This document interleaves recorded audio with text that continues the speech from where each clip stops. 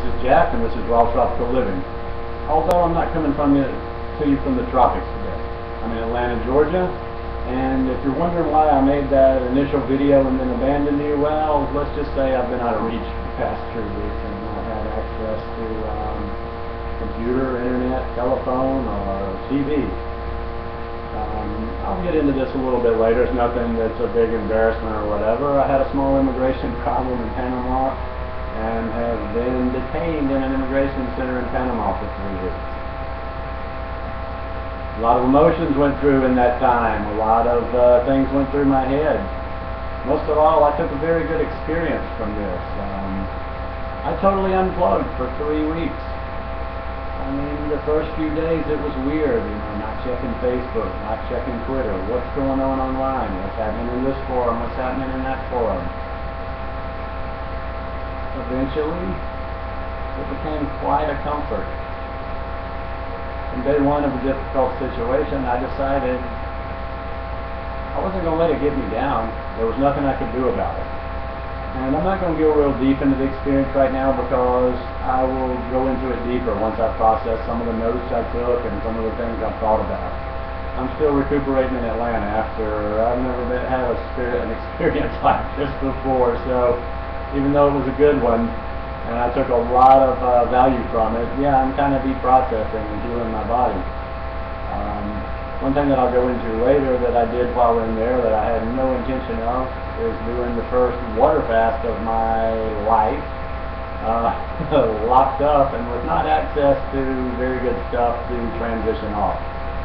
I will just say that I didn't plan to do a water fast. I planned to drink water for 1 day just to kind of clean myself out because I was eating food that I wasn't used to and it just wasn't agreeing with me. I have found for me that the raw living foods are it. I mean, I was not eating terrible. I was eating beans and rice, and I was still eating my bananas, but I just was not eating the amounts and the volumes that are necessary for how my body become accustomed to, and my elimination totally got shot to hell during this. But, as I say, the positive outweighed the negative. I thought about getting back to Costa Rica and fattening up a little bit, but then I'm like, well, what's the name of this channel? It's Raw. Raw everything. Although I'm not so much caught up into the raw label anymore, even though that is the path that I'm on myself and I believe in at this time. There's always room for modification, there's always room to keep an open mind, but for right now, this experience showed me that I had been on the right path and that I was experiencing a real cleanliness that I missed with every inch of my body while I was not able to get produce, good greens, good juices, good salads. You know, it's cliche, but you really don't know how good you have it until it's taken away. What did I do to keep my time occupied? Well, let's see. I read a lot. There were 3 really good books while I was incarcerated, so to speak. I wasn't really incarcerated. It wasn't a dangerous place. I met some really good people, met some refugees in there, with normal people having a few problems with immigration. I wrote a good bit. I took down a lot of notes. Not so much did any creative writing in there, but just a lot of notes for future reference. I read the scripture a lot, something I haven't done since probably I was a kid, back in high school. And I had people in there that I met that were reading scriptures, and different people with different takes on the meanings and what the scriptures actually are. That's for you to decide for yourself. I'm not a preacher, and I didn't have some sort of jailhouse conversion. Some people will ask me, especially from my day-to-day life, because I've made a lot of changes in the last 3 years. They're going to ask me, did you find God? Well, my answer to that would always be, He was never lost. He always had my back. Is my form of God the same as most Christians' form of God? Is my vision of religion the same as the major religions, Hindu, Muslim, Christianity, Judaism? Not necessarily, but you know, one thing without getting deeper into this subject that I did take from all this is it's all about love. If we can't love people around us that are different, then none of our religious beliefs, none of our spiritual leanings, none of it has any meaning whatsoever. If you have any hate in your heart towards anybody for any reason, of any color, of any religion, for their sexual orientation, for their gender, for their nationality, it's wrong. You're not on the right track. Anyway, that's my soapbox for just a little bit. I'm going to come back into this water fast in detail. I need to get into my notes and I need to write down a lot of the feelings. You saw me in the last video. I'm going to show you two things real quick, and that will be the last about the water fasting for now until I go more in depth. Number one, I think I made a wonderful decision not to have a X amount of day water fast set in my mind. I started with 1 day. I felt I've got a lot of detox in the first day. I felt really flu-like. Okay, day 2 I felt good, so I decided to go day 2. I made my decisions in the morning, and each day I just decided. And after the second day, I'm like, oh wow, you just doubled your water fast. Let's see what the third day brings, and I just kind of kept with that progression until it went on and on and on.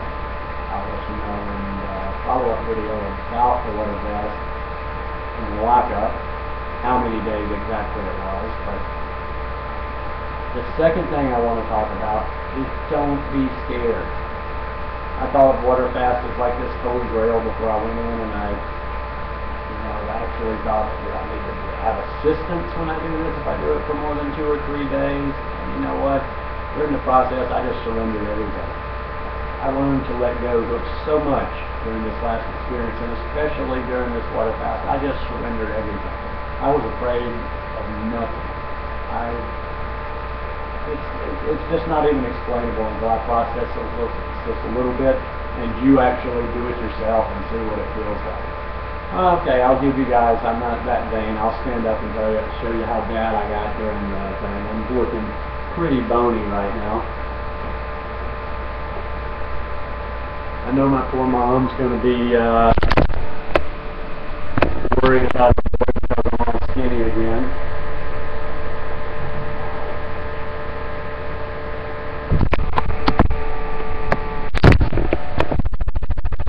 This lighting's not the best. I kind of took some photos yesterday, and I can tell with the lighting, me not being a professional, you can't quite see all the bones, but yeah, I'm pretty leaned out. Even the stuff back in the gym, I kind of built myself back up. I've got a little bit, left, but God, I'm so bony in the chest. Everything I built back up is gone. You can even see the spine, kind of, but I'm not worried. I did it before. Last year when I first